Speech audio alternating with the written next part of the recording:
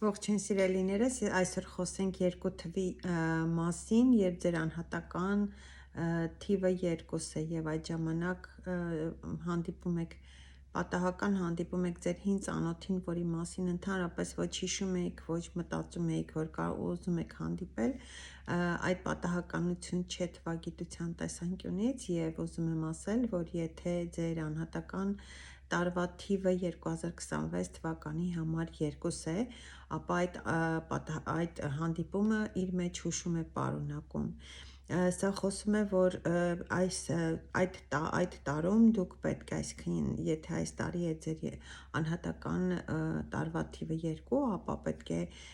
դա հուշում լինի ձեր համար, որ այդ տարում պետք է լուծեք անցյալի հետ, այս տարի պետք է լուծեք անցյալի հետ կապված ձեր բոլոր խնդիրները և պետք է փորձեք ձերբազատվել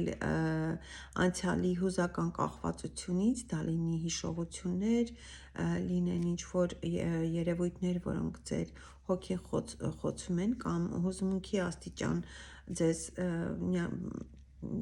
փխրուն են դարձնում, ապա պետք է նաև կարողանաք ձերբազատվել այն երևույթներից, որոնք ձեր մեջ կարոտ են առաջացնում կամ ապրելու վայրի հետ կապված կամ ինչ-որ երևույթի հետ կապված նման, ուրեմն էներգիաները ոչ կառուցողական կարող են լինել այս տարի ձեզ համար և այդ պատահական հանդիպումը հուշում է այն մասին, որ ժամանակն է եկել նոր ասպարեզում ի հայտ գալու, նոր ոլորտ ընտրելու, նոր ոլորտում նոր ուրեմն ձեր ուժը փորձելու և նոր հարաբերություններ ձևավորելու համար։ Նաև այդ գործընթացի ժամանակ շատ կարևոր է, որ դուք համբերություն դրսևորեք և եթե փորձում եք փոխել ձեր